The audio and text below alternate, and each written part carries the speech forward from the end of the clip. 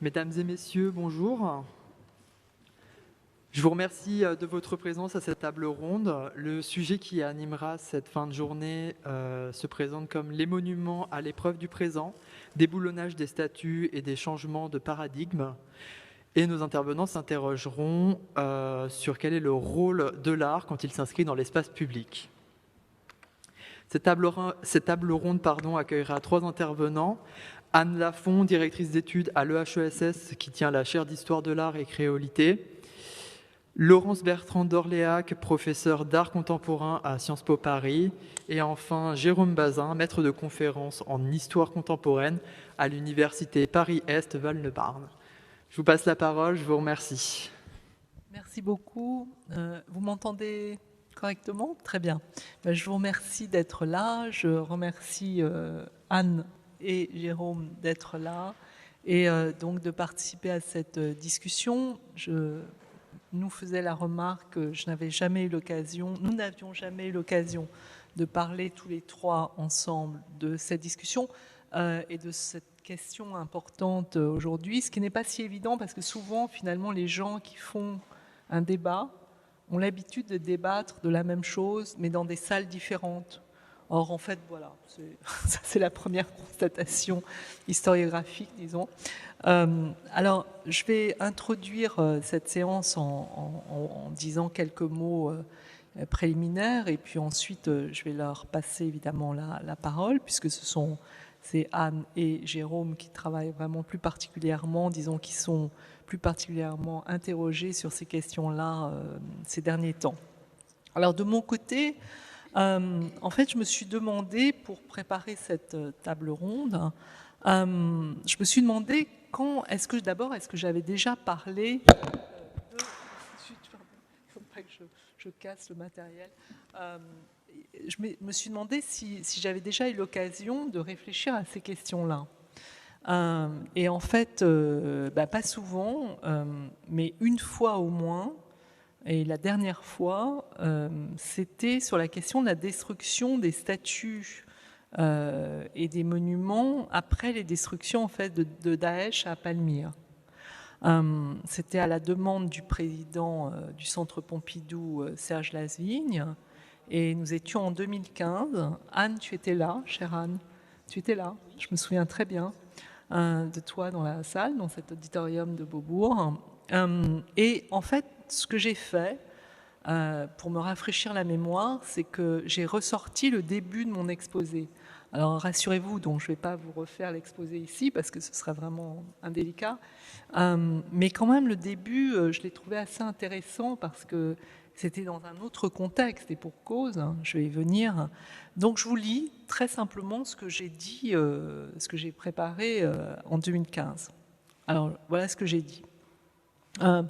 Face à toute destruction, nous faisons l'expérience du moment où, depuis notre histoire, que nous croyons solide et autonome, nous retombons dans le néant de la violence pure qui se déploie. Et notre émotion est d'autant plus grande que cette destruction nous renvoie à la possibilité de la guerre et donc au détournement de l'histoire, sinon à sa suppression.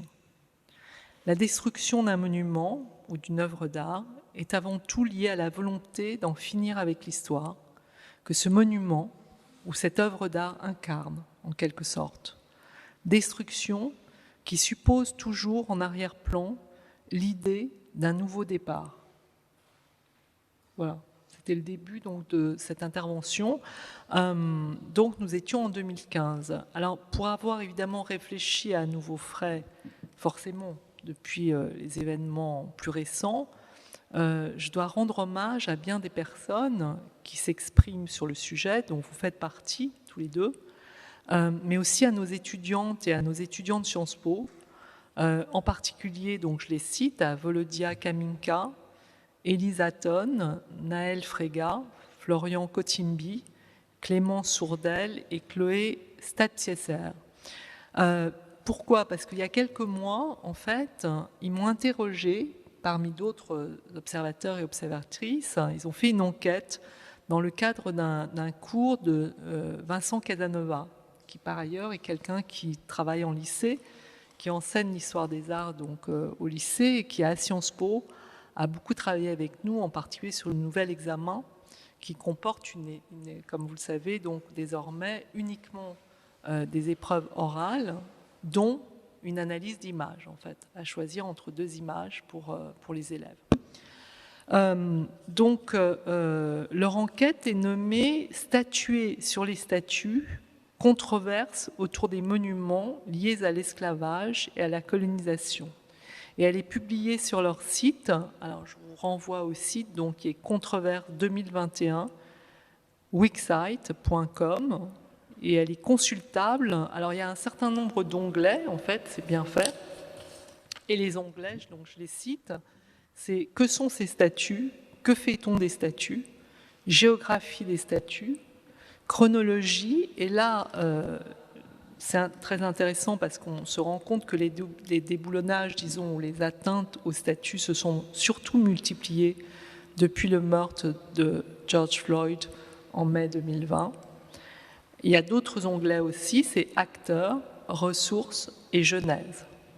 Le résultat est vraiment très intéressant et je vous propose donc de consulter leur site qui m'a donné matière à penser. Alors, c'est un groupe d'étudiants qui a fait ça, disons, ponctuellement. Donc, je les ai rencontrés ensuite, après l'enquête. Je leur ai demandé s'ils allaient continuer. Donc, ils vont tous partir, disons, dans des stages ou travailler, puisqu'ils étaient en master. Du coup, bon, il n'est pas évident que le site continue sous la même forme, disons. Mais enfin, ils ont envie quand même de continuer parce que ça les a beaucoup intéressés. Donc, en tout cas, ce site, il va rester consultable, disons. Et c'est un premier travail. J'aimerais bien avoir votre expertise, bien sûr, dessus, pour tous les deux. Mais je trouve que c'est intéressant, vous verrez. Alors, pourquoi ça m'a donné matière à penser ? D'abord, sur la notion d'illusion rétrospective. Bon. L'illusion rétrospective, c'est le péché majeur des historiens et des historiennes. C'est ce qu'on nous dit être vraiment la chose à ne pas faire. C'est-à-dire penser les époques passées, disons, à partir de notre sensibilité du présent. Bon, ça c'est vraiment une des premières choses qu'on apprend en histoire. C'est surtout, il ne faut pas transposer nos sentiments présents à l'histoire du passé, parce que sinon, on ne peut rien comprendre du passé, puisque l'idée, c'est de reconstituer justement le passé, les mentalités d'une époque, etc. Bien. Alors, je dirais que on ne peut être que d'accord avec ça, disons, du point de vue théorique. En tout cas, moi, ça ne m'avait jamais posé de problème. Sauf qu'il y a quand même un bémol, un premier bémol, c'est qu'en réalité, on se rend compte quand on travaille sur un sujet précisément qui a, par exemple, une relation avec le colonialisme, je pense en particulier à quelqu'un comme Clemenceau, on se rend compte qu'en fait, il se trouve qu'il y avait une minorité d'acteurs ou d'actrices qui voyaient déjà peu ou prou les choses que nous voyons aujourd'hui comme nous les voyons aujourd'hui. Donc ça, c'est un bémol quand même qu'il faut noter, je trouve.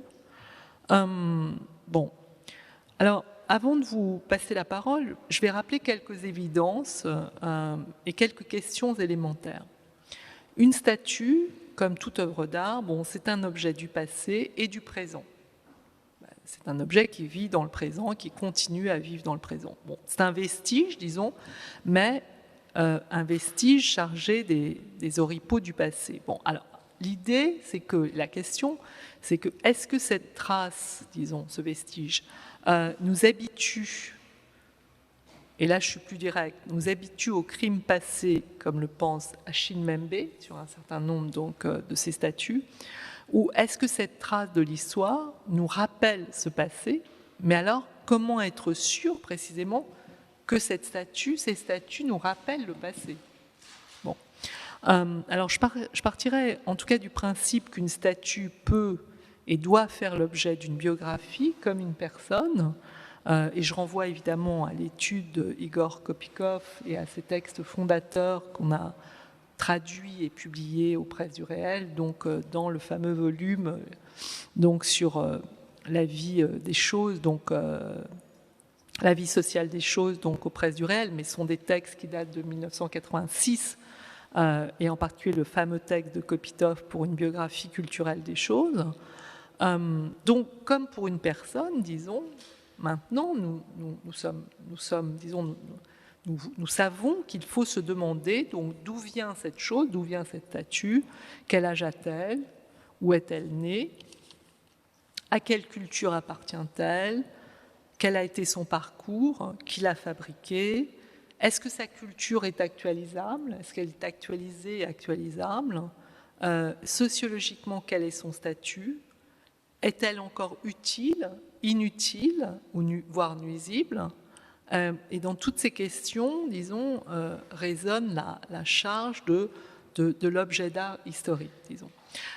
Parce que la charge au centre, on dit une statue, enfin, est chargée ou non, une œuvre est chargée ou non, du point de vue de l'anthropologie, disons, on dit souvent ça.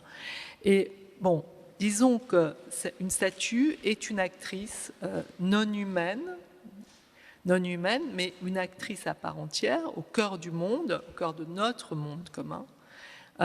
Et là, je rappelle ce que dit le sociologue Bernard Lahire dans un livre que je vous conseille. C'est assez rare que je conseille un livre en sociologie, donc profitez-en.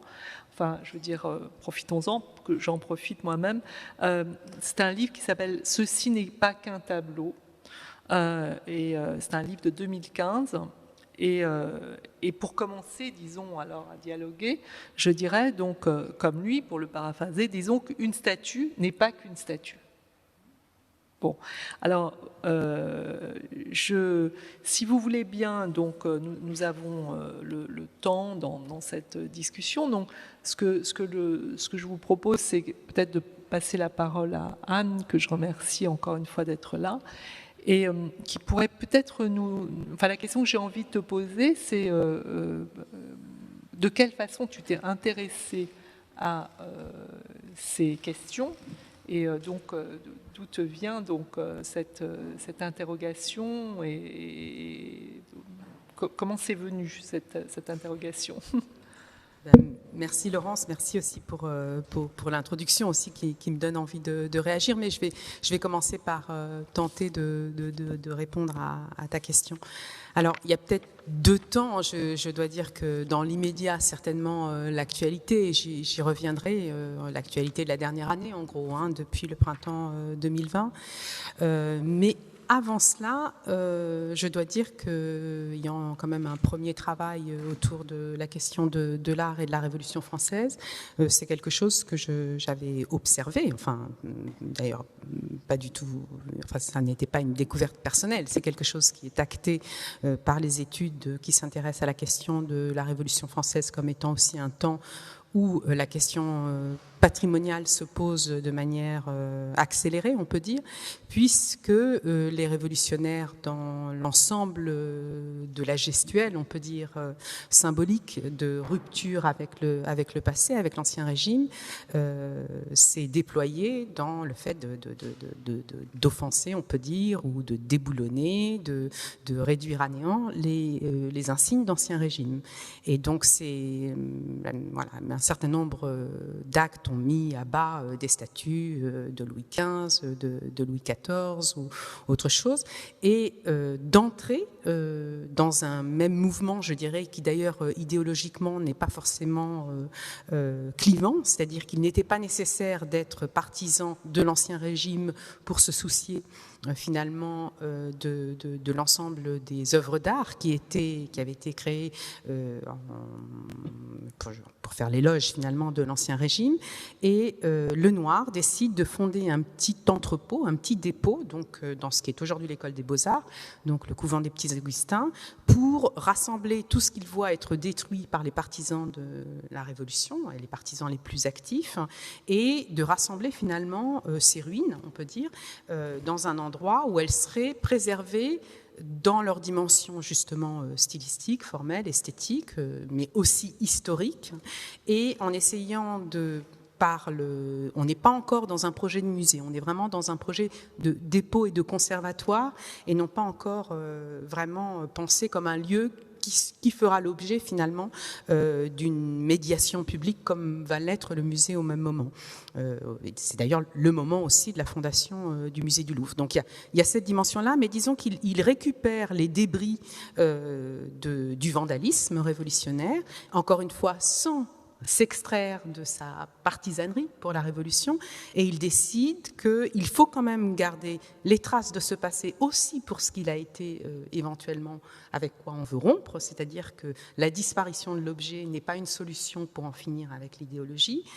On doit donc le garder au nom de l'histoire des formes esthétiques et au nom des traces de ce passé avec lequel on veut finalement poursuivre en quelque sorte l'histoire de France. Donc ça, c'est peut-être une première rencontre avec ce que peut être l'alternative ou ce que peut être la réponse au vandalisme dans une dimension qui prend un petit peu de recul et qui pense que, encore une fois, détruire le symbole n'est pas la solution réelle, et qu'il peut y avoir au contraire à maintenir dans un cadre, dans une remédiation qui est celle du dépôt, du conservatoire, voire du musée, parce que ça deviendra quand même un musée à un moment donné, un moyen de neutraliser la charge dont tu parlais et dont on veut se défaire, mais de préserver l'histoire même qui a existé et avec laquelle il faut finalement garder les yeux ouverts. C'est un extra de lucidité finalement,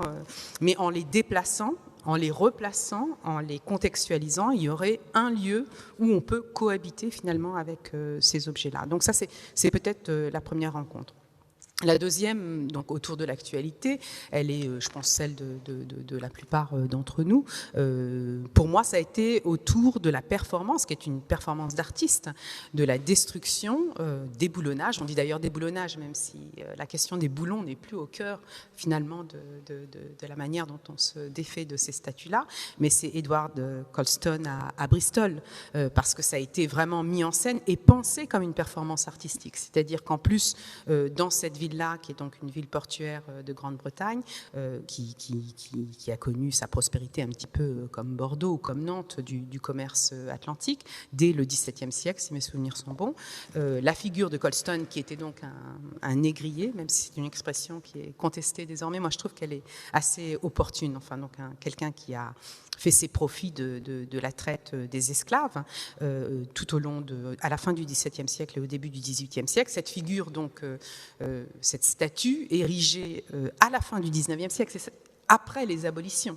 Donc érigée après les abolitions à la fin du XIXe siècle au centre de Bristol, est devenue l'objet, mais avait été déjà bien avant, je dirais, le meurtre de George Floyd, l'objet d'attaque.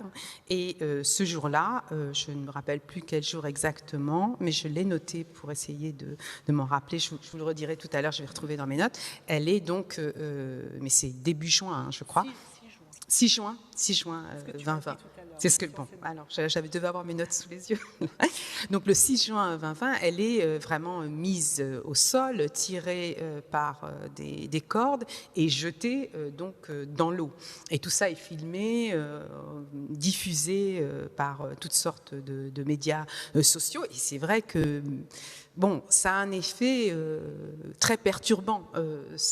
Et en plus, les films montrent le temps où les petites bulles sortent de l'eau, où ça, voilà. On a presque le sentiment que la personne elle-même est noyée, et l'acclamation, les rythmes tout autour, etc. Donc c'est une performance artistique et politique. D'ailleurs, je pense que la plupart des performances artistiques sont politiques, qui est très importante. Elle a tout de suite été repêchée.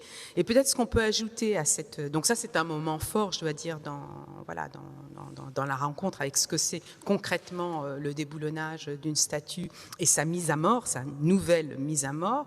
Et puis, tranquillement, on connaît un peu le contexte. D'abord qu'effectivement, il y a plusieurs artistes qui ont participé à cela, que le maire de la ville est un maire métis, dont le père est jamaïcain, si je me rappelle bien, et la mère est blanche et britannique, que lui-même est dans une position intermédiaire. Et je crois que récemment, il a décidé d'ailleurs, avec, je pense que c'est vraiment, là encore, une des solutions qui n'est pas forcément complètement étrangère à celle de Lenoir au moment de la Révolution française. Elle est bien sûr repêchée. On lui garde les traces de couleur de peinture rouge qui l'ont maculé pour signifier le sang qu'il avait sur ses activités. On garde les graffitis dont il a été dont la statue a été taguée, et elle va être exposée dans un musée de nouveau et donner lieu à une grande enquête conduite d'ailleurs par un historien, un prof d'histoire locale, je crois, sur ce que les citoyens veulent en faire. C'est-à-dire qu'il y a, et je reprends ce que tu disais tout à l'heure, c'est l'occasion d'un nouveau débat. D'abord, on a sauvé l'objet, on a ajouté des strates de signification à sa vie qui sont celles de la maculation, endommagée relativement, en tout cas des strates concrètes sur l'objet lui-même, et on ouvre la discussion, ce qui est un moment aussi intéressant pour savoir finalement, pour faire un sondage et une enquête sur ce que l'on peut faire de cet objet-là désormais, qui ne pourra pas peut-être être restitué dans son lieu d'origine, mais qui ne perdra pas sa vie et aussi ce qu'il a fait finalement à la collectivité et à l'histoire britannique et à l'histoire mondiale. Donc ça, je trouve que c'est des choses tout à fait intéressantes. Bon, peut-être je passe un peu vite, mais tu évoquais juste Clémenceau tout à l'heure. Enfin, j'ai repensé à les formes de rapport à l'histoire et l'idée qu'à un moment donné, une société se dit, voilà, la statuaire publique, le grand homme, la centralité de la réussite commerciale, qui est une forme aussi de négation de ce qui sous-tend cette réussite commerciale, peut être interrogée, l'a été de tout temps, et peut-être, enfin, je pense à ton livre Contre-déclin, enfin, ce choix que fait Monet d'un monument aux vivants, je reprends tes mots, plutôt que d'un monument aux morts, c'est quelque chose qui était déjà une alternative à la statuaire publique, vraiment, mais pensée publiquement pour avoir une efficacité. Donc je crois que enfin, je ne connais pas forcément tous les exemples, mais on trouve, comme tu l'as dit également, à tout moment de l'histoire, des voies alternatives qui n'ont peut-être pas remporté la bataille à ce moment-là, mais qu'on peut aller rechercher dans l'histoire commune. Et on pense à Quatremère de Quincy pendant la Révolution française, on pense à l'abbé Grégoire pendant la Révolution française aussi, qui pensaient déjà des formes alternatives de se réconcilier avec une histoire qui était plus compliquée qu'il n'y paraît quand on a juste une statue monumentale autour d'une figure qui est quand même un peu en soi contestable. En t'écoutant parler, je pense que à nous tous et toutes, on pourrait effectivement faire une sorte de frise chronologique justement de ceux ou celles qui ont pensé contre et qui n'ont pas été, disons, entendus, ou en tout cas étonnamment seuls en leur époque, et qui ensuite, en tout cas, non pas, j'aime pas beaucoup l'idée de l'histoire leur a donné raison, mais plutôt l'histoire a fait rebondir, disons, leurs paroles autrement à une autre époque. Je suis entièrement d'accord. C'est des pistes qui s'ouvrent et qu'on peut aller chercher. Et là, on n'est plus effectivement dans cette question de l'anachronisme. Et peut-être dire une certaine chose sur ce péché mortel, effectivement, de projeter, alors ce qu'on nous dit tout le temps, moi je l'ai entendu souvent, de projeter un regard d'aujourd'hui sur l'histoire. Il faut quand même penser, en tout cas dans le cas des monuments, d'abord, on est légitime à ajourner le questionnaire de l'histoire. C'est la méthode qui garantit quelles peuvent être les réponses. Mais les questions ne sont jamais mauvaises et les questions d'aujourd'hui, quelles qu'elles soient, sont d'aujourd'hui. Même celles qu'on penserait plus légitimes que d'autres. Mais aussi, dans la monumentalité quand même des statues, il y a une pensée dans la fabrication collective d'une statue de durée. C'est-à-dire que d'entrée, ça n'est pas seulement une réponse pour le temps de la Constitution, c'est aussi un projet de durée, vraiment, pour l'avenir. Donc on est en droit, puisque cet objet, cette statue, nous interpelle depuis 1885 jusqu'à aujourd'hui, à dire aujourd'hui ce qu'on en pense. C'est-à-dire que ça n'est pas tout à fait pareil qu'une archive qui avait une fonction absolument ancienne et qui n'a plus d'effectivité aujourd'hui. Un monument, c'est quelque chose que l'on pense pour durer. Donc la durée s'interroge. Et du coup, légitime que depuis aujourd'hui, on adresse une discussion plus ou moins musclée, mais en tout cas engagée depuis aujourd'hui à ces monuments, même anciens, je crois.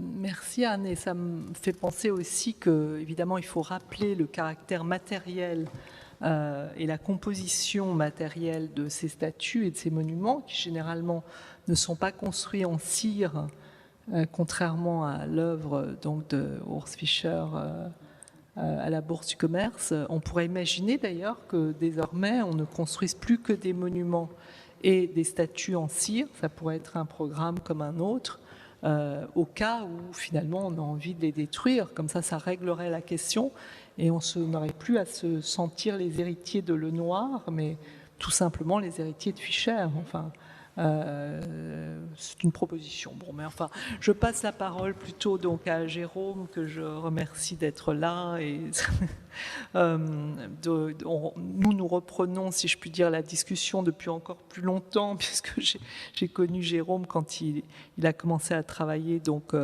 sur des questions assez différentes, mais en même temps, tu as creusé ton sillon beaucoup plus largement et c'est très bien. Et du coup, il me manque une étape quand même. Comment tu en es venu à t'intéresser à cette question? Je te repose la même question que j'ai posée à Anne. Oui, c'est bon, vous m'entendez? Pour rebondir sur ce qui vient d'être dit, sur ces voix qui donnent à penser les choses autrement, les voix d'une autre époque qui montrent que l'approche des monuments était complexe, j'ai repensé tout d'un coup, et j'y avais pas pensé avant, à cette phrase de Brecht qui me revient très souvent en esprit. Donc, je travaille sur l'Allemagne de l'Est, c'est pour ça que Brecht est assez présent. Et Brecht a ce vers « Bienheureux le pays qui n'a pas besoin de héros ». Selig das Land, das keinen Helden braucht. Et je trouve que c'est une phrase qui, en tout cas moi, qui me revient souvent et qui dit que peut-être il n'y a pas besoin de héros, donc pas besoin de ces lourdes choses qui rappellent toujours les héros. Et il dit ça dans un pays qui a bien sûr produit énormément de monuments, d'héroïsation, et lui-même a ce... Bon. Mais pour répondre à la question sur comment je suis arrivé à ce sujet, c'est un sujet qui est assez, on peut dire un sujet parallèle. Quand on fait une recherche, on a toujours des sujets parallèles qui nous tournent autour, et cette question des monuments et de leur destruction, de leur démontage, comme on dit beaucoup dans les langues d'Europe de l'Est, on ne dit pas déboulonnage, et c'est vrai qu'il n'y a pas de boulon, on dit démontage. Je ne sais pas d'où vient ce mot démontage, montage, démontage. Elle vient donc cette question, elle se pose à moi de plusieurs façons. D'une part, par les conditions de recherche, je pense qu'on a tous ça en tête, quand on travaille, comme c'est mon cas, sur les créations à la période socialiste, donc en Europe de l'Est des années 50 aux années 80, quand on travaille aujourd'hui dans les années 2000-2010, on doit comprendre les destructions qui ont eu lieu dans les années 90-2000. Donc la question de la destruction des monuments, des images, se pose dans les conditions de recherche. L'autre aspect qui m'amène à m'interroger sur cette thématique, c'est l'actualité aussi. Alors une actualité différente, c'est vrai que quand on travaille sur l'Europe de l'Est, ce qui nous est familier en France sur le colonialisme, l'esclavage et donc les monuments autour de ces questions ne se pose pas, ou en tout cas pas du tout en ces termes-là. Mais il y a quand même une actualité très très forte autour du démontage. Pour citer un cas récent, je ne sais pas si vous avez entendu, à Prague, en 2020, il y a eu le démontage d'une statue d'un maréchal soviétique, Konev, donc une statue qui avait été érigée à la période socialiste, et Konev est celui qui a dirigé les troupes soviétiques lors de la libération de Prague, donc la libération par les soviétiques de la ville de Prague, donc de l'occupation nazie. Et c'est un démontage dont il est question depuis longtemps, depuis les années 90, et qui a été effectif donc cette année-là, en 2020. La statue a été aussi vandalisée, il y a eu des projectiles régulièrement dans les années 90, 2000 et 2010 contre la statue. Et la solution qui a été trouvée, ça a été de l'enlever et de la mettre dans un musée. Donc on retrouve la même thématique, de soutirer de l'espace public, de retirer de l'espace public en espérant enlever un monument qui est compliqué et de le mettre dans un musée avec l'idée que le musée neutralise les choses. Grande question dont on peut discuter, mais en tout cas, c'est l'approche, c'est ce qui est défendu. Et bon, ce démontage donc en 2020, il pose aussi toute la question de ce que l'on associe à un monument. puisque c'est un maréchal soviétique, que la Russie actuelle s'est beaucoup opposée au démontage de cette statue, et donc il y a tout le rapport géopolitique actuel entre la Russie et la République tchèque. Et ce que je trouve intéressant, c'est qu'au-delà des conditions géopolitiques actuelles, le démontage d'une statue fait ressurgir, est une façon d'exprimer des rivalités géopolitiques actuelles entre deux pays. Il y a eu toute une mémoire, notamment une mémoire de l'antifascisme. C'est-à-dire, à travers ce maréchal, est-ce que ce n'était pas une certaine mémoire de la lutte contre les nazis qui était retirée de l'espace public? Et donc, le même monument, ce qu'on retrouve souvent, peut aussi conjuguer différentes significations. C'est la présence soviétique, donc une occupation soviétique, mais aussi une forme d'antifascisme et de combat contre une autre occupation qui a été l'occupation nazie. Donc cet épisode, encore une fois très récent par sa résolution, il me semble qu'il pose beaucoup de questions qu'on retrouve souvent. Et puis, si je peux ajouter une troisième dimension qui fait que je me pose cette question sur les monuments dans un travail de recherche, c'est le fait de tomber sur des images que je trouve pas évidentes ou qui m'interrogent. Et sur ces destructions de monuments, c'est assez fréquent de trouver des images un peu bizarres. Et on aime bien en histoire de l'art les images bizarres. Par exemple, dans des archives donc en Russie portant sur l'Union soviétique, j'avais trouvé une statue de Staline qui avait été déboulonnée dans le cadre de la déstalinisation, donc dans un cadre très très officiel. Après la mort de Staline, la plupart des statues ont été retirées dans des opérations qui ont été décidées par le pouvoir.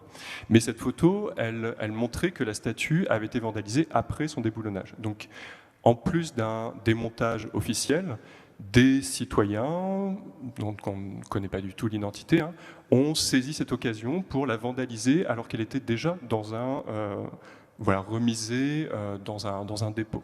Et donc, cette articulation entre un vandalisme, vandalisme c'est pas le bon mot, mais un démontage officiel et des formes de vandalisme spontané est intéressante. Et il y a une autre image que j'ai vue en Pologne récemment et qui rejoint à certains points, notamment la matière de la statue. C'est une image prise en 1941, donc dans le contexte de la Première Guerre mondiale, dans la ville de Białystok. Donc une ville qui a été occupée par les soviétiques en 1939-1941 et qui a été, après 1941, occupée par les Allemands. Et c'est une mise en scène, l'armée allemande a obligé les juifs de cette ville à détruire des monuments, les monuments construits par les soviétiques en 1939-1941. C'était une façon de mettre en scène les juifs détruisant les monuments pour en quelque sorte expier l'occupation soviétique, les juifs étant accusés dans la rhétorique nazie d'avoir aidé à l'installation du régime soviétique. Et la matière du monument est très intéressante parce que les soviétiques ont construit un monument en plâtre, en très mauvais plâtre, donc le monument est déjà abîmé et il y a cette mise en scène de juifs devant étant obligés de commettre cette destruction et quelque part de s'associer au régime soviétique dont ils ont eux-mêmes souffert au moment de l'occupation soviétique. Et cette image est vraiment très troublante sur toutes les façons, toutes les différentes configurations qui peuvent exister dans une destruction de monuments. Donc voilà, cet intérêt, il est sans cesse relancé par la vision d'images, encore une fois, d'images étranges. Merci beaucoup. Merci beaucoup. Je reviens entre parenthèses sur le mot démontage qui est largement utilisé apparemment et que nous utilisons moins, me semble-t-il. Et je pensais à en ce moment a lieu une discussion entre Jean-Jacques Lebel et Cécile Bargue. Et en fait, ils parlent très souvent de montrage pour les œuvres et les expositions. Et en fait, on pourrait parler du coup de démontrage. En fait, ce serait peut-être assez intéressant parce qu'il s'agit en fait quand même de ça aussi. Maintenant, j'ai envie, si vous le voulez bien, que vous parliez, tu as commencé Jérôme, mais il y en a d'autres, j'en suis sûre. Peut-être je vais repasser la parole à Anne pour qu'elle nous donne un cas de figure, disons un exemple, pour rentrer vraiment dans un cas, disons un cas d'étude, comme on dit. Merci de... Volontiers. Juste une petite chose, en écoutant Jérôme parler, j'ai pensé à cette autre, parmi les images, les petites vidéos qu'on a vues circuler justement de démontage officiel, parce que là vraiment ça me paraît juste de parler de cette manière-là. C'est celle de Léopold II à Anvers. Et alors là, ça a été non seulement fait officiellement par anticipation, je pense, de ce que pouvait déclencher donc ce monarque qui avait en plus d'être chef d'État et d'avoir organisé la colonisation du Congo, avait tout d'abord accaparé personnellement donc ces territoires. Et quand on regarde un petit peu, enfin, l'exploitation qu'il en avait faite à titre personnel pour le caoutchouc était d'une violence extrême dans les dynamiques coloniales. Donc cette grande statue de Léopold II à Anvers, j'imagine que le gouvernement belge a préféré la retirer avant qu'elle ne soit maltraitée. Et du coup, le film c'est quelque chose de très sobre. Elle est déjà maculée de sang, un peu, enfin de peinture rouge, j'espère.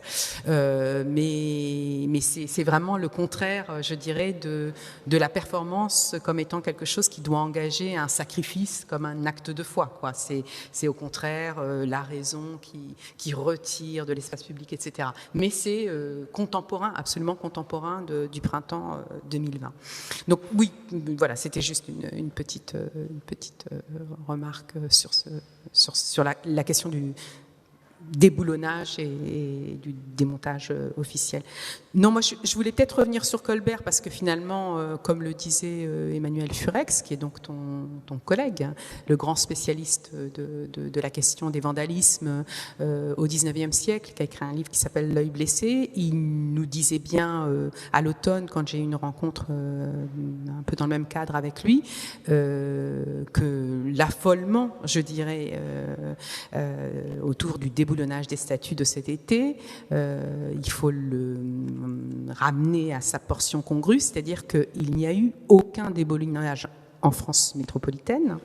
Il y en a eu dans les départements d'outre-mer, donc les anciennes colonies, autour de figures de Colbert et de Schœlcher, et que par conséquent, c'est certainement par les réseaux sociaux et ce qui s'est passé notamment aux États-Unis autour des confédérés et puis aussi en Grande-Bretagne essentiellement, qui a excité l'angoisse en réponse à ce déboulonnage. Mais dans les faits, il n'y a eu la statue de Colbert en France métropolitaine, encore une fois. Hein, la statue de Colbert, je crois qu'il y a eu 2 cas aussi un petit peu de peinture rouge dont ont été maculées 2 statues dans le nord de la France, Faidherbe et un autre, et Charles de Gaulle. Dans le nord de la France, mais sinon voilà, Colbert, qui a fait l'objet donc de jets de peinture rouge, la statue qui se trouve à l'entrée du Palais Bourbon, donc de l'Assemblée nationale, le 6 juin 2020, et d'un graffiti que j'ai repris très exactement. Ce qui est interdit, c'est le racisme, et c'est la brigade, juste pour donner un tout petit peu de contenu à voilà, c'est encore une fois un peu le fantasme qu'on a eu. Et donc un graffiti avec un slogan de la peinture rouge sur la statue de Colbert devant le Palais Bourbon. Et c'est je dirais, un groupe qui participait à la manifestation organisée par Assa Traoré, donc qui est la sœur d'Adama Traoré, dont vous vous rappelez peut-être, ce jeune homme d'origine malienne de Beaumont-sur-Oise, qui en 2016 avait donc été arrêté et selon les sources, aurait été victime d'une bavure policière, voire d'un homicide involontaire. Ce sont les qualificatifs qu'on retrouve, et notamment déjà autour d'une forme d'arrestation et d'immobilisation mortifère qui serait le plaquage ventral. Donc juste pour rappeler, et donc le 6 juin 2020, Assa Traoré organise une manifestation pour alerter sur une révision du procès fait à ces policiers, dont je rappelle aussi 2 d'entre eux étaient antillais et donc noirs, donc la question raciste était relativisée en tout cas par ce fait-là. Et dans le défilé, un groupe, la Brigade anti-négrophobie, qui est un groupe de militants plutôt engagés, plutôt radicaux, s'extrait du groupe, enfin de la manifestation, pour aller maculer de sang et graffer donc la statue de Colbert.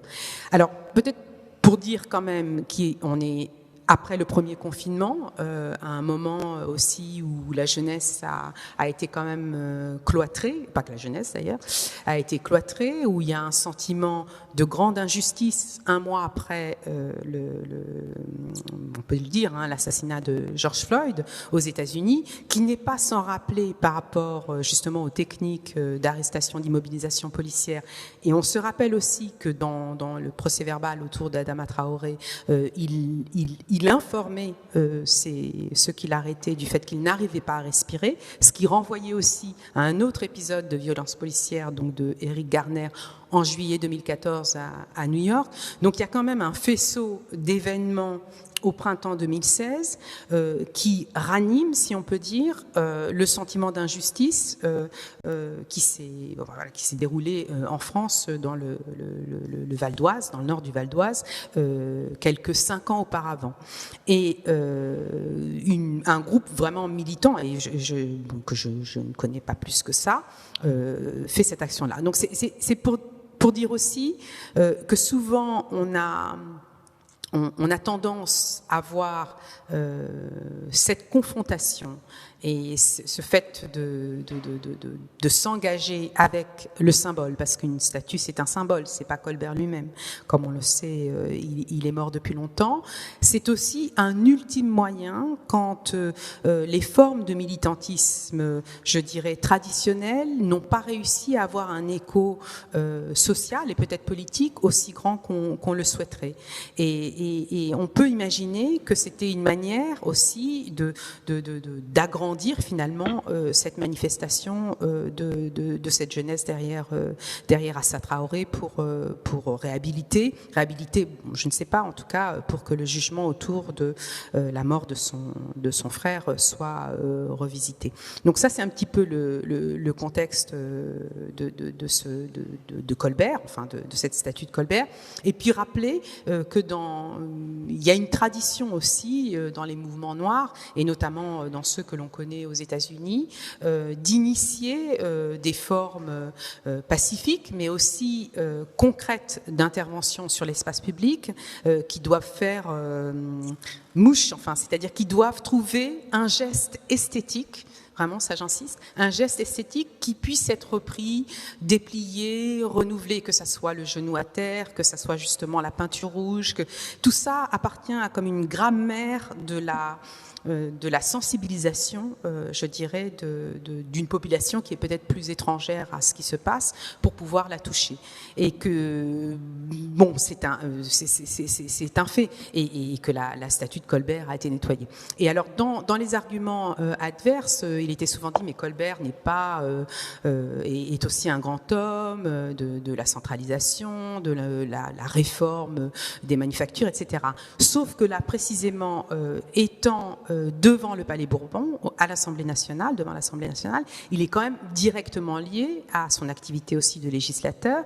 Et la question du Code noir, qui est donc ce recueil de textes, littérature normative sur ce que doivent être les devoirs des colons et des esclaves dans les colonies, n'est pas complètement absent. Là, on n'a pas mis cette statue-là devant la manufacture des Gobelins. Elle est devant le Palais Bourbon, donc il y a aussi un sens.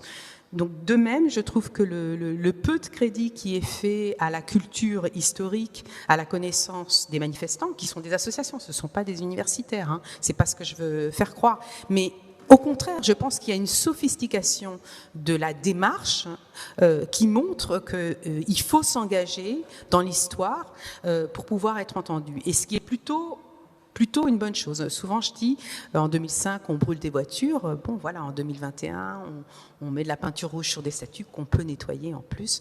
Peut-être que c'est créditer cet engagement des jeunes gens dans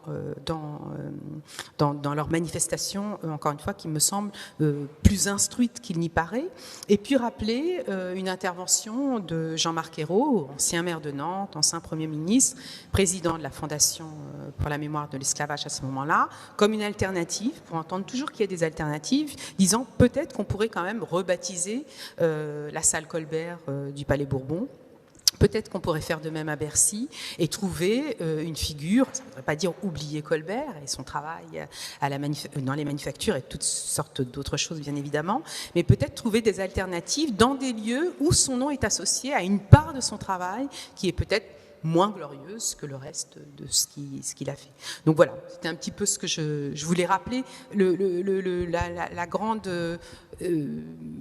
Le symbole, c'est le symbole de quelque chose qui est plus profond et qui n'est pas, contrairement à ce qu'on a voulu dire, ou à ce qu'on a dit même, qui n'est pas un manque de culture, qui est souvent une culture qui tranquillement s'accroît et comprend quels sont les codes pour finalement faire mouche et être entendu. Merci beaucoup de ça, c'est très intéressant, cette histoire de grammaire, de la sensibilisation, c'est-à-dire donner finalement une sorte de forme esthétique à un combat au fond intense qui ne va pas de soi, a priori. Donc, est-ce qu'on retrouve la même chose parfois, au moins dans la... Jérôme, dans les exemples que tu peux donner, dans un exemple que tu peux donner, comment tu vois ça? Oui.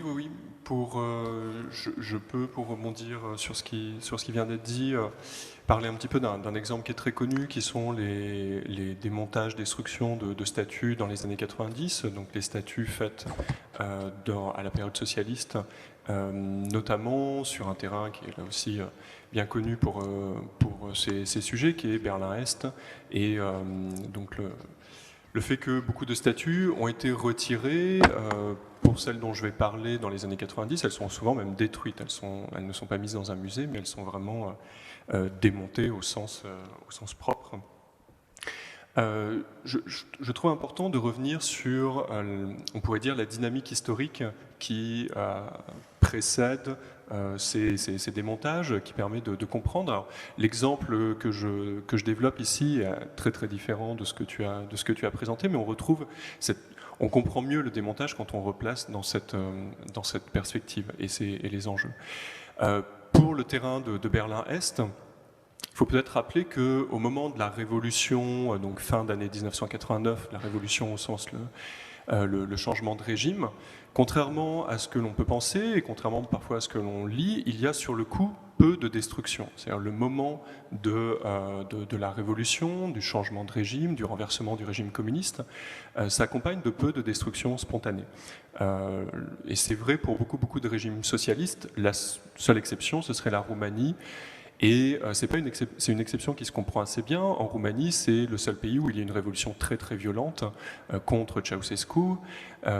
Et dans cette Europe de l'Est de 1989, on voit bien une association entre violence physique de la révolution et destruction des monuments. La Roumanie est le seul pays où il y a une révolution physiquement très violente, avec de nombreux morts, et c'est le pays où on trouve le plus grand nombre de destructions de monuments, de destructions spontanées au moment de 89. Dans les autres pays, à l'inverse, il y a des révolutions plutôt pacifiques et il y a peu de démontage. Et le pacifisme de la révolution est très important dans la façon dont les personnes ont vécu cette révolution. Ils ont eu l'impression d'avoir une certaine maturité dans le fait de changer radicalement un régime. C'était quand même un changement gigantesque. Ces régimes communistes que tout le monde pensait qu'ils allaient durer pendant très très longtemps, tout d'un coup ils étaient renversés, et ils étaient renversés sans violence. Et cette absence de violence, elle rejoue dans les débats autour de l'opportunité de démonter les monuments. Donc les monuments qui sont démontés après, hein, j'insiste sur ce fait, ils sont démontés donc dans les années qui suivent, à partir de 91, 92 et pendant toutes les années 90. Par exemple, à Berlin-Est, il y avait une gigantesque statue de Lénine. Il y avait beaucoup de statues de Lénine, mais celle-ci était particulièrement grande. Et dès 91, il y a le projet de l'enlever. Et il y a eu toute une mobilisation avec des acteurs assez différents. Il y a eu de nombreuses études sociologiques, historiques sur ces mobilisations, mais finalement, ce qui est intéressant, c'est qu'on arrive assez peu à savoir qui intervient au sens met des mots autour de la statue pour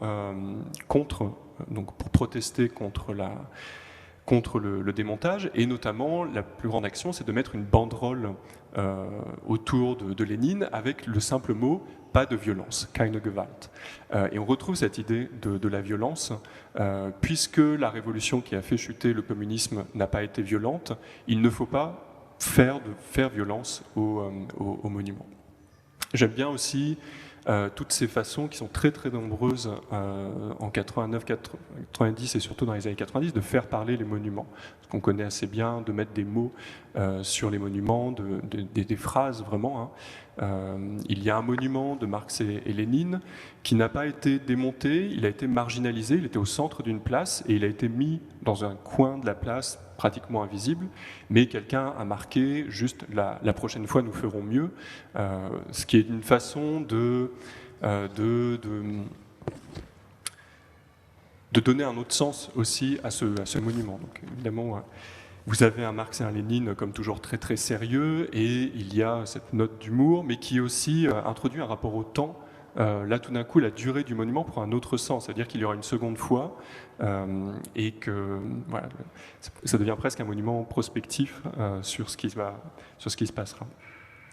Mais voilà, sur cette question de la violence, violence physique et violence du monument, violence contre le monument, une question qui n'est pas du tout simple. Hein, je ne veux pas du tout faire un simplisme que quand on fait l'un, on fait forcément l'autre. Parfois, c'est l'un à la place de l'autre. Mais elle me semble assez intéressante à observer pour un événement historique comme la Révolution de 89-90, qui a été quand même un des grands événements non violents de ces dernières décennies, et dont la non-violence continue, à mon avis, à interroger les sociétés est-européennes actuelles. Oui, en fait, c'est très bien que tu rappelles ça, parce que c'est pas du tout ce qui vient à l'esprit, en fait, quand il s'agit justement de la chute de ces régimes. Et ça pose évidemment la question importante pour le présent, mais aussi pour l'avenir, c'est-à-dire le statut du héros. Et c'est peut-être pour ça que la phrase de Brecht est si importante. Bienheureux, donc le pays qui ne construit pas de héros, enfin qui n'a pas à construire de héros. Et je crois que c'est vrai que peut-être que aussi la discussion que nous avons sur ces monuments et ces statues paraît d'autant plus à la fois historique, mais presque datée historiquement, en ce sens que aujourd'hui, finalement, on trouve quasi incongru aussi peut-être d'élever des statues. Je crois que ça, enfin, en tout cas, ça pose la question de savoir si notre société, alors on va prendre le laboratoire de la France par commodité, disons, mais peut-être pour en rester à la situation du pays où nous travaillons, disons, c'est vrai que ça a un côté un peu incongru, presque, d'élever une statue, disons, pour un personnage quel qu'il soit en réalité, parce que ça pose la question en effet de si on fait une statue, c'est qu'il y a une héroïsation, et comme on est plutôt finalement dans une sorte de culte de l'anti-héros, ça donne une situation un peu bizarre aujourd'hui. Anne, est-ce que tu peux peut-être nous offrir un autre exemple ? Volontiers. Volontiers, je pensais parler de Joséphine et du coup de nous déplacer en Martinique. Mais peut-être dire là aussi une chose après avoir entendu Jérôme. Il y a néanmoins encore, je crois que c'est à l'automne, qu'a été inaugurée une statue de Solitude, donc une ancienne femme esclave qui s'est émancipée et qui a lutté contre l'esclavage et la colonisation dans un parc du 17e arrondissement à l'automne. Je pense que c'était aussi une réponse un peu à cette question. Donc finalement, on en érige encore un peu. Je pense aussi il y a quelques années sur le grand boulevard de Chicago, Mile, je sais plus quoi, Magnificent Mile. C'est ça, hein. Je regarde vers de Joseph Dussable, donc qui est bon, tout le monde ne connaît pas ce personnage, qui est un francophone, fondateur de Chicago, noir, ou au moins métisse, qui marié à une femme autochtone, dont on dit qu'il serait un des fondateurs de Chicago. Et dans cette relecture de l'histoire américaine, de laquelle il avait été moins mis de l'avant, parce qu'il fonde une petite entreprise de commerce de fourrure, avec surtout les Français d'ailleurs à ce moment-là. Donc, et pareil, ça a été une manière de faire revivre cette histoire, ça a été de faire un buste assez traditionnel d'ailleurs sur un des points centraux de Magnificent Mile. Donc en fait, il y a encore contrairement à ce que disent certains critiques justement du déboulonnage, encore une fois avec tout le fantasme que ça entraîne, disent Paris est défiguré. Ça, c'était la grande expression je ne nommerai pas la personne qui emploie toujours pour ne pas lui faire de publicité, mais et je pense que, d'abord, je ne pense pas qu'il y ait de défiguration de Paris par un peu de peinture rouge sur Colbert. Et je pense aussi que néanmoins, on est aujourd'hui en attente de formes de monumentalité, peut-être de forme d'une écriture, d'une histoire commune dans des espaces publics qui ne passent plus, c'est vrai, par la figure héroïque ou individuelle, même féminine d'une certaine manière, et qui a d'autres modalités. Je pense aux formes de mémoriaux que l'on trouve sur toutes sortes de choses, et que d'ailleurs ça va avec un déplacement de l'intérêt porté aux victimes plutôt qu'aux grands hommes, dans le besoin, avec tout ce que ça a de très compliqué d'ailleurs, mais dans le besoin d'écrire l'histoire, quoi, comme si c'était un retour. Et encore une fois, ça pose toutes sortes de questions, mais il se trouve que ça s'est déplacé vers ça. Mais juste pour revenir à Joséphine, c'est intéressant aussi, la Joséphine décapitée du parc de Fort-de-France. Alors, l'événement du printemps dernier, même de l'été dernier, c'est le 26 juillet 2020. Mais en fait, c'était sa mise à terre, hein, donc son déboulonnage, comme on dit.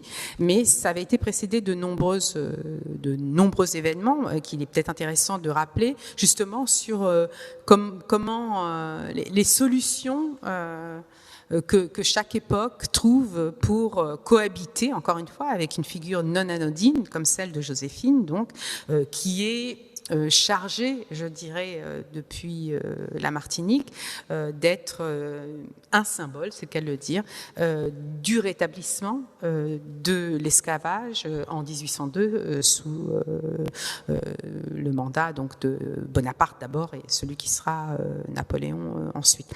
Donc en 1974, il y a d'abord un déplacement de cette sculpture, de cette statue sous le mandat d'Aimé Césaire en tant que maire de Fort-de-France, qui trouve qu'elle doit être moins centrale, moins visible, et que si on ne doit pas s'en débarrasser, il est important qu'elle n'ait pas la même centralité, je dirais, ou la même visibilité au cœur de la ville de Fort-de-France. En 1991, elle est décapitée et laissée en l'état, comme un compromis. Hein. On ne retrouve jamais la tête de Joséphine. Et moi, quand je l'ai vue après 91, effectivement, elle est là, centrale, sans d'ailleurs qu'il y ait d'explication autour, ce qui est assez déconcertant de voir cette statue donc décapitée. Mais encore une fois, je pense que c'était un compromis. Il y a toute forme de vandalisme ponctuel, mais chronique vis-à-vis de la statue jusqu'au 26 juillet 2020, qui, à l'issue d'un ultimatum posé par un groupe de militants locaux, disant qu'ils allaient la détruire si le maire ne faisait rien autour de cette statue, qui met en œuvre donc la menace qui lui a été lancée au nom, et là je reprends leurs termes, de la décolonisation des espaces. Et ce qui me paraît intéressant, c'est que le maire se justifie dans les quelques jours qui précèdent sur le fait qu'il n'agira pas et que la menace est donc mise à exécution. Et peut-être là aussi, pour redonner,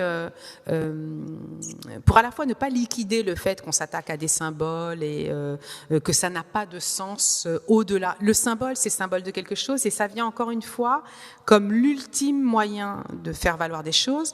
C'est le même groupe de militants qui, depuis 6 mois, était en grève, faisait la grève notamment des supermarchés de la Martinique, pour faire valoir le fait que ces supermarchés étaient possédés par des grandes familles béquées, donc des descendants de colons blancs sur place, que le prix de la vie, le coût de la vie était dû au fait que au moment de l'abolition de l'esclavage, donc en 1848, les réparations que l'État français avait octroyées à ces grandes familles de propriétaires leur avaient permis d'être détentrices finalement de tous les moyens financiers, et que l'effet de cet héritage, puisqu'ils sont dédommagés parce qu'on les prive d'une main-d'œuvre gratuite qui est celle de l'esclave, ils sont dédommagés par l'État.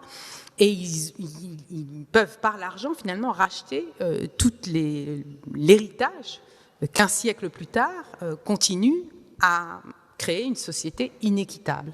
Et ils ne sont pas du tout entendus. On n'en entend pas du tout parler dans les médias français. Le jour où on touche à Joséphine et à son symbole, je dirais que ce groupe de militants réussit à capter l'attention sur la situation martiniquaise. Donc, encore une fois, je pense qu'il ne faut pas sous-estimer la sophistication de la prise de parole politique à travers l'utilisation des symboles, quand je dirais les moyens mis en œuvre de la manifestation, de la grève, de la revendication, de la pétition, etc., sont inaudibles. Hein. Et c'est peut-être là où se transforme collectivement. Vaut mieux avoir un tweet avec une vidéo qui montre Joséphine par terre que d'aller faire la grève et se priver soi-même quand même de travail, etc., pendant plusieurs mois. Donc c'est quelque chose...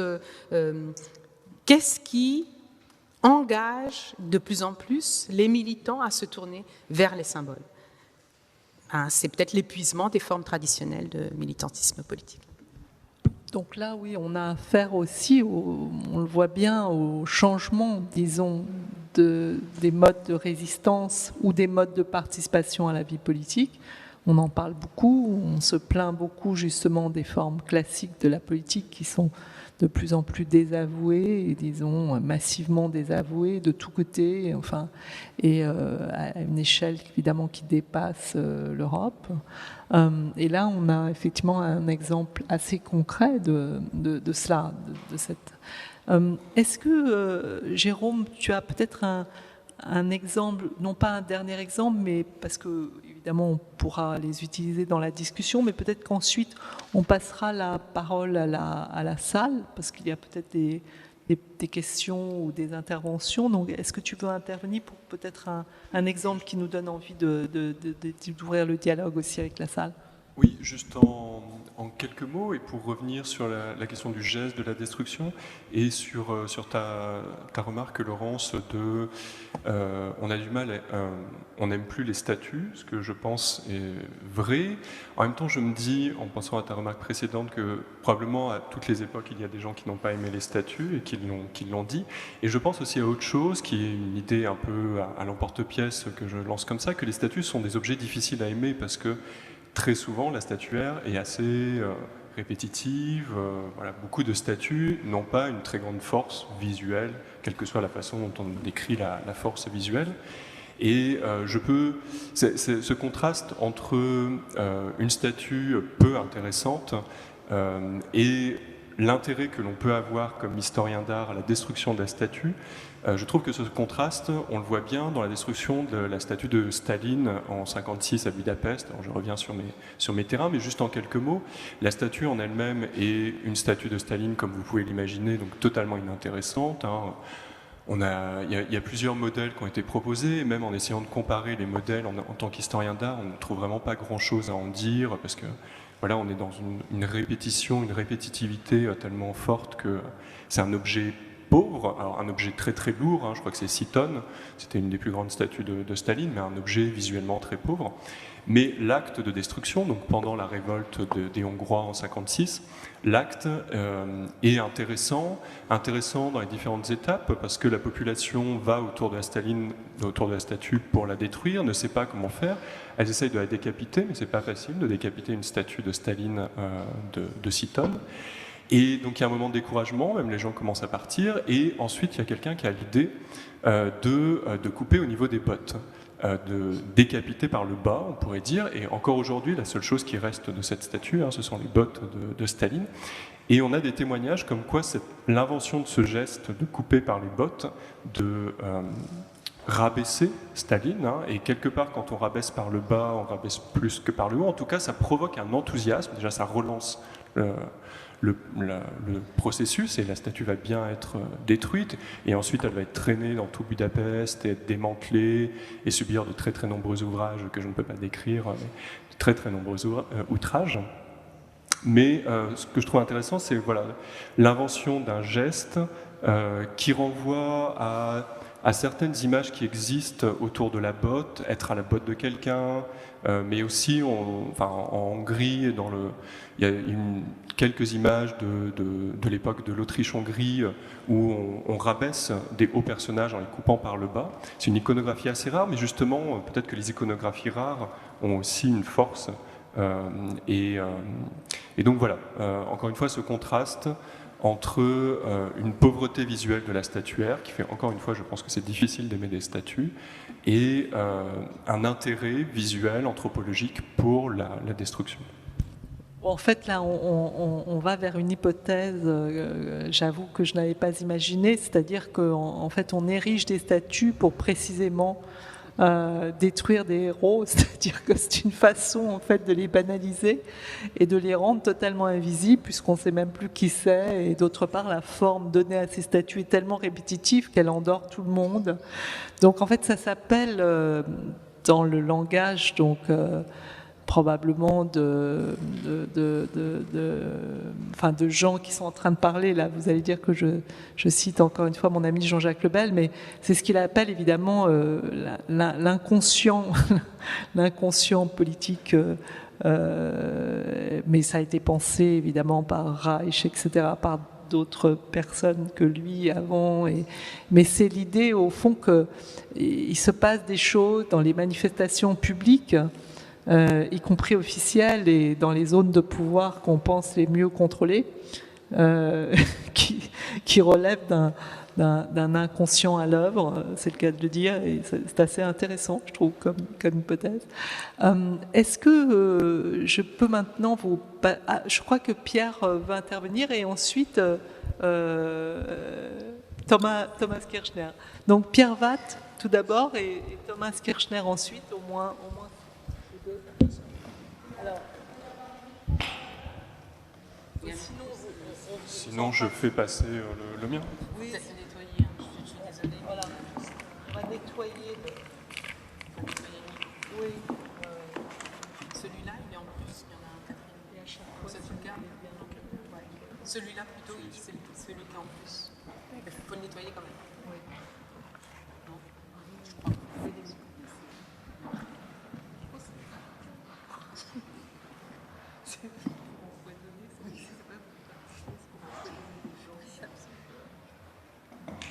On t'entend pas, ouais.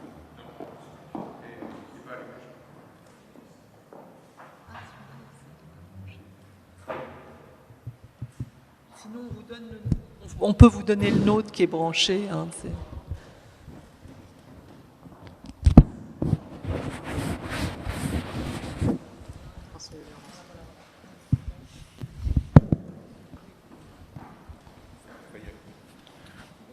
Ok, vous allez faire comme tout. Voilà. Bien, merci, merci beaucoup. On dit que vous ne faisiez pas ce genre de choses, c'est pour ça que je n'ai pas prévu.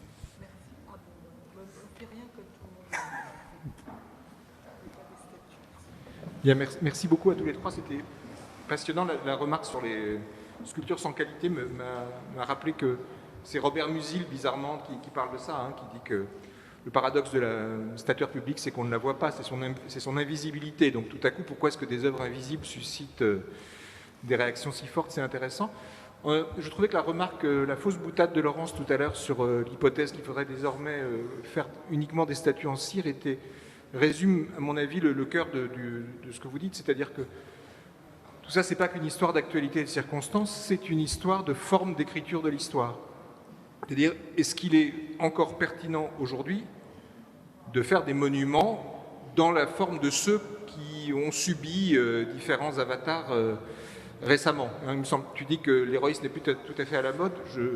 J'ai des doutes parce que dès que tu allumes un média quelconque aujourd'hui, et notamment ceux qui nous gouvernent aujourd'hui, le mot héros est le mot le plus souvent, à mon avis, dans l'idéologie politique actuelle. Tout le monde est un héros. Dès que quelqu'un se fait tuer, c'est un héros et hop, la cour des invalides. Donc à mon avis, c'est une question qui est encore extrêmement forte. Écriture de l'histoire, parce que c'est exactement ce que dit Brecht dans sa fameuse phrase qui est dans sa vie de Galilée. Après la guerre, en Allemagne en particulier, quand il a été question de trouver des formes monumentales pour évoquer tel et tel événement, il y a une énorme réflexion parce que là-bas, on avait parfaitement conscience qu'on ne pouvait pas faire comme avant. Pas comme avant en Allemagne, pas comme avant en Union soviétique, mais pas seulement. C'est pas qu'une histoire de fascisme, c'est une histoire de formes complètement épuisées. Et beaucoup de choses ont été proposées, un peu de l'ordre de la statue de cire. On pense forcément le monument contre le fascisme de Esther Schalef-Gertz et Johann Gertz à Hambourg, qui était une colonne sur laquelle tout le monde pouvait intervenir pour écrire. On pouvait déjà la maculer, et une colonne qui était programmée pour s'enfoncer progressivement dans le sol et disparaître.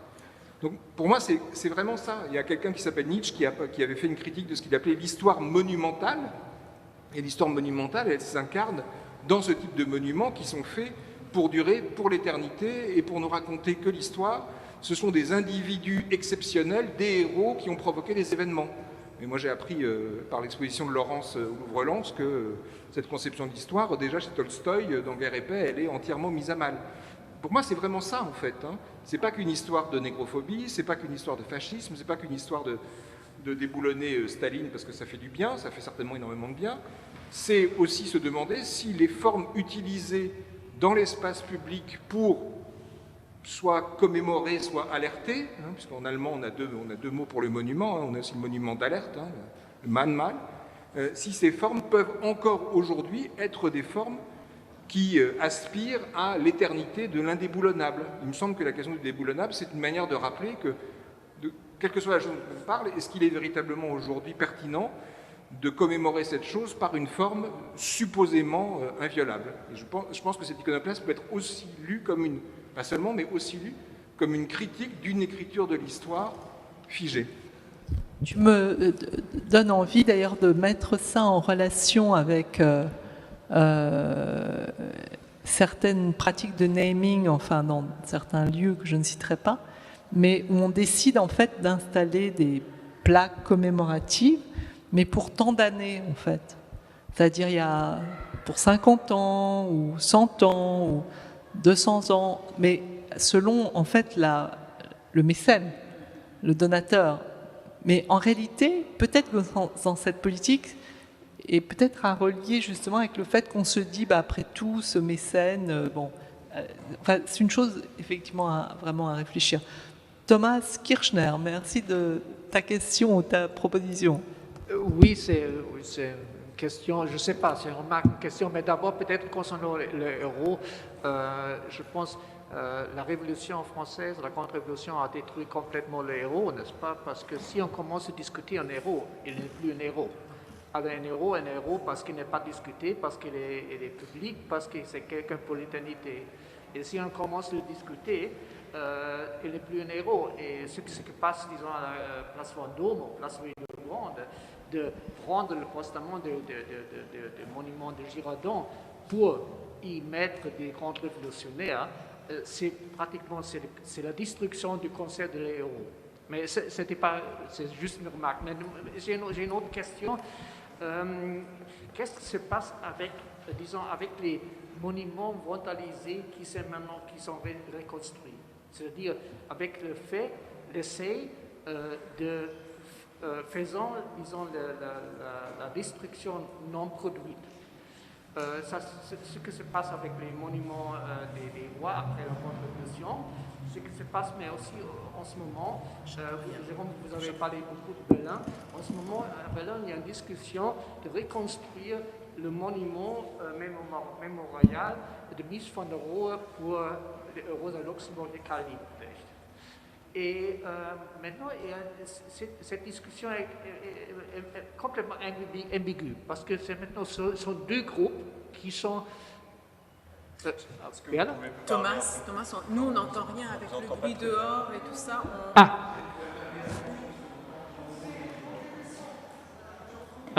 Alors, cette discussion autour de la reconstruction...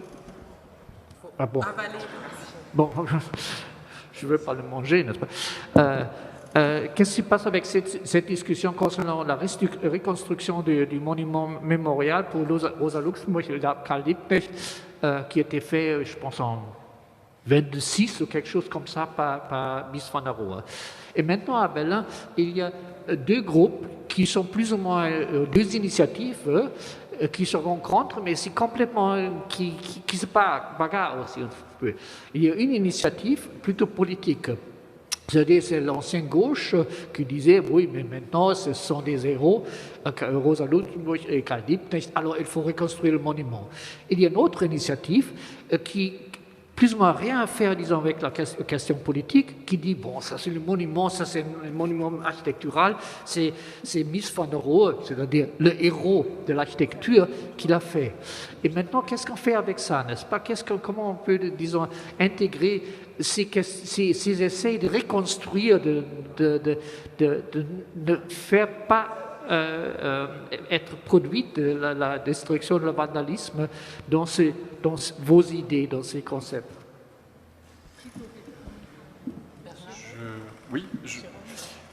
Sur cette affaire que vous évoquez, donc la reconstruction d'un monument qui avait été fait à Berlin dans les années 1920 de Mies van der Rohe en hommage à Rosa Luxemburg et à Karl Liebknecht.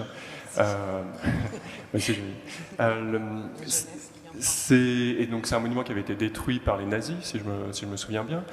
On revient sur cette question du temporaire et du durable de la phrase de Brecht, qui c'est vrai, j'y repense souvent, mais j'y repense souvent parce qu'elle me semble totalement anachronique ou totalement en décalage par rapport à notre temps.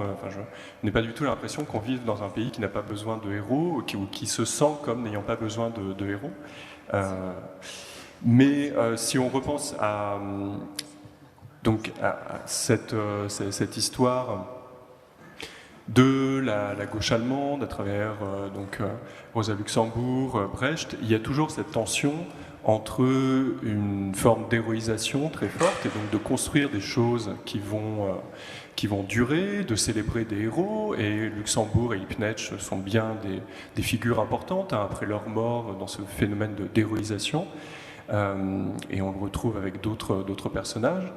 Donc cette première aspiration à l'héroïsation et à faire durer, et une autre aspiration qui, à mon avis, est totalement simultanée à la première, hein, qui existe vraiment en même temps, a au contraire refusé cette forme de rapport aux individus, à quelques individus qui seraient exceptionnels, et même cette forme de rapport au temps, de vouloir que des choses durent très très longtemps. Sur le cas de la reconstruction du monument de Mies van der Rohe, je ne connais pas assez. Je pense quand même que le nom de Mies van der Rohe et la célébrité de Mies van der Rohe, au-delà des cercles des gens qui sont intéressés à la gauche allemande, contribue quand même à faire qu'il y a ce projet de reconstruire ce monument. Mais vous pouvez peut-être nous en dire plus sur les conditions de sa reconstruction. Et là, ça pose la question de la reconstruction de monuments, qui peut-être est quand même quelque chose de très allemand berlinois, puisqu'à Berlin, il y a quand même toute cette vague de reconstruire des choses qui ont disparu.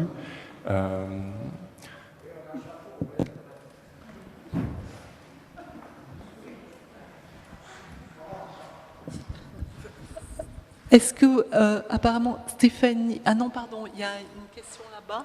D'accord. Stéphanie aussi, non? Pardon. Alors, Stéphanie Jamel.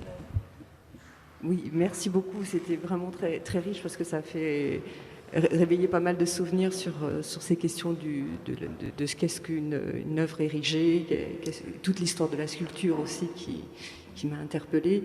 Et cette notion d'anti-monument qui est fondamentale pour comprendre la sculpture du XXe siècle, il me semblait qu'elle apparaissait à partir de la Dada-Messe de 1920 avec le monument de Johannes Bader qui s'appelle donc la grosse Plasto Diodrama et qui était un monument fait de briquet de broc.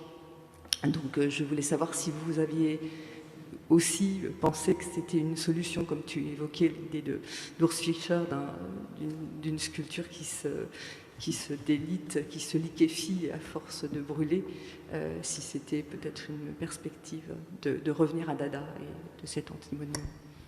C'est-à-dire que Dada a tout inventé et tout pensé de nos questions contemporaines, ça c'est encore la preuve.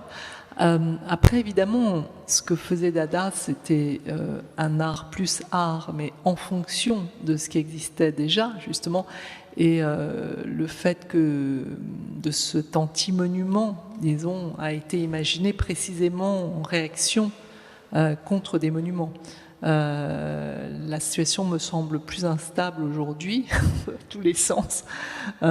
Et elle est, disons qu'on est, mais certainement, tu as raison, je trouve, de faire cette référence qui est essentielle à une époque, évidemment, où la question du héros est à mettre en relation avec aussi la guerre, c'est-à-dire la violence et la montée aux extrêmes, disons, la guerre totale au sens vraiment de la guerre de masse. Je crois que Dada ne peut pas être explicable sans, disons, sans le contexte de la Grande Guerre, qui effectivement est la grande pourvoyeuse de héros quand même. Peut-être qu'on pourrait aussi commencer par là. C'est-à-dire que c'est quand même souvent dans les périodes de guerre, qu'elles soient révolutionnaires ou non, qu'on a besoin, enfin on croit avoir besoin à la fois de statues et de monuments commémoratifs en fait, de la guerre. Donc tu as raison vraiment de faire cette incise sur cela parce que on a parlé de révolution, etc. Mais enfin c'est quand même... Peut-être qu'il faut rappeler tout simplement que ce sont des situations de violence, on va dire d'état de violence, pour reprendre l'expression de Frédéric Gros, qui est plus adapté d'ailleurs aux situations justement de guerre contemporaine. C'est toujours lié à des situations de violence au fond. L'érection donc en fait l'idée de Brecht quand même. C'est ça, quand il dit bienheureuses les sociétés, ça sous-entend en fait que ce sont des sociétés sans guerre et sans violence, je crois. Avec une formulation très biblique en plus. C'est bienheureux. Oui, avec une formulation biblique comme on peut trouver en effet chez lui, enfin, oui, tout à fait. puisque la guerre, on le sait bien, hein, a été pensée, si on la regarde sur la très longue durée, disons, ça a été pensé dans la Bible au départ, c'est vrai, ça fait partie des textes, disons, qui ont pensé la violence, évidemment. Est-ce qu'il y aurait une dernière question ou une remarque? Deux, pardon. Deux. Alors, les deux dernières, je crois. Bonjour. Merci pour votre intervention. J'avais une question sur le fait que, est-ce que vous savez s'il y a eu des études portées sur la mise en place des monuments, les statuaires, comme vous parlez, et l'évolution de leur thème et de leur représentation, parce que j'ai l'impression qu'il y a de moins en moins de statues de héros qui sont érigés de nos jours. Est-ce qu'il y a des études qui montreraient que les thèmes des nouvelles statues qui sont mises en place dans les lieux publics, et du coup leur évolution?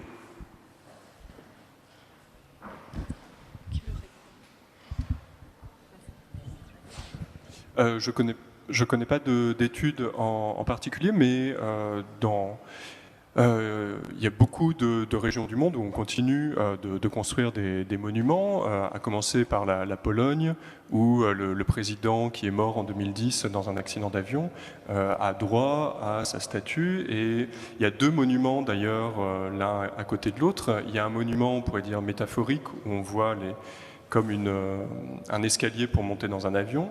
Et puis, juste à côté, il y a sa statue, donc lui, une statue très, très traditionnelle. Donc la production de monuments au sens traditionnel sous la forme d'une personne me semble exister dans beaucoup, beaucoup de parties du monde, y compris à l'intérieur de l'Union européenne.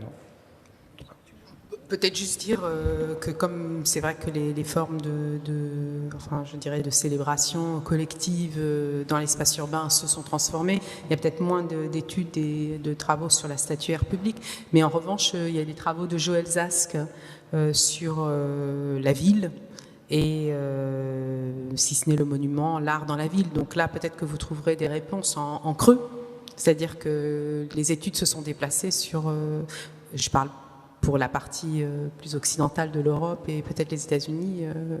Qu'est-ce que tu en penses, Pierre? Oui, alors... Ouais.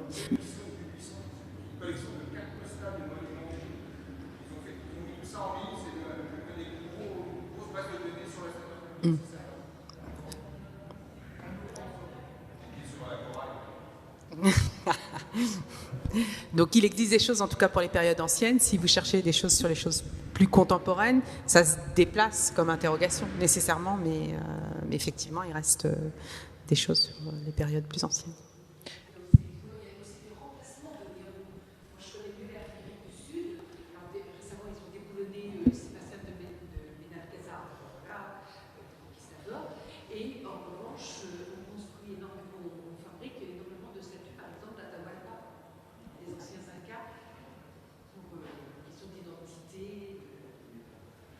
Qui a Andy Wiley aussi aux États-Unis. Enfin, il érige des portraits de héros noirs, en fin de compte, en remplacement des confédérés. Oui, ça, c'est toute une dynamique, mais d'une réponse qui est très, très rapide quand même. Hein. Moi, j'ai hâte de voir si ça...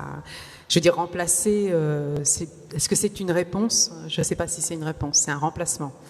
Hein, on bouche un trou, mais est-ce que c'est une réponse vraiment pensée collectivement, etc. Je ne sais pas. Je ne sais pas si le but, c'est de voir un homme noir érigé à la place du confédéré qui est la solution. Je ne sais pas. Et une dernière question ou remarque? Oui, je vais faire vite. Merci beaucoup pour ces échanges et ces perspectives très variées sur un sujet sur lequel on a lu un peu beaucoup de choses ces dernières semaines. Ma question, puisqu'on parlait d'érection de nouvelles statues et qu'on a parlé d'Europe de l'Est, je vais aller un peu plus loin, mais jusqu'en Russie. Et je me demandais si l'actualité qu'il y a eu récemment il y a un gros débat sur la réinstallation ou non de la statue de Félix Dzerzhinsky sur la Lubyanka, donc le père de la Tchéka russe, de la Tchéka soviétique et russe, sur la place de la Lubyanka. Est-ce qu'il y aurait eu un parallèle avec cette actualité ou est-ce que vous pensez que ça correspond à un agenda politique complètement différent? Oui, je ne peux pas vous répondre factuellement sur les dessous de ce dossier que je ne maîtrise pas, mais c'est vrai que la figure de Dzerzhinsky, elle pose aussi la question de la nationalité des monuments qu'on peut poser, puisque Dzerzhinsky, ses statues ont été enlevées de la Russie, et il a été récupéré par la Biélorussie, où les statues qui étaient de l'époque soviétique de Dzerzhinsky ont été laissées en Biélorussie. Et il a été vu, présenté à la fois du côté biélorusse et du côté russe comme un Biélorusse. Et c'est intéressant de voir que, donc ça a été dans les années 90, de voir comment il redevient russe. Et évidemment, Dzerzhinsky, ça fait partie de ces personnes où c'est difficile de lui assigner une nationalité, et on voit que les monuments eux-mêmes peuvent adopter différentes nationalités d'une période à une autre. Donc je ne peux pas vous répondre précisément sur qu'est-ce qui se passe maintenant à Moscou et pourquoi on remet Dzerzhinsky, mais je trouve que c'est un exemple particulièrement... c'est un personnage qui est difficile à catégoriser, enfin, pas qui est difficile à catégoriser, mais qui, par certains aspects, a une certaine labilité. Et ces monuments bougent beaucoup dans l'espace. Je trouve ça intéressant. Bien, écoutez, sur cette image du mouvement, ce qui peut paraître paradoxal pour des histoires de statues, merci de votre attention, de votre présence. Merci beaucoup aux deux intervenants de nous avoir éclairés. C'était bien, en tout cas, intéressant pour moi d'avoir une discussion un peu calme sur le sujet, sur un sujet qui effectivement crée à la fois des emballements et des clivages, etc. Et c'est le débat le veut aussi. Mais bon, comme nous sommes dans un cadre où on peut se permettre de nous poser. Et merci Verle qui nous a fait l'amitié de sa visite et qui a organisé la programmation scientifique de ce festival. J'ai pas, comment dire, à te donner des bons points, mais c'est bien d'avoir inscrit aussi au programme des questions qui fâchent, enfin qui sont difficiles à traiter, disons. Et c'est aussi le rôle des historiens de l'art, des historiennes de l'art, de penser les questions contemporaines même, et surtout peut-être si elles sont clivantes, puisque notre métier c'est de mettre un peu à distance nos objets. Donc c'est vraiment félicitations d'intégrer très rapidement des objets de débat. Merci.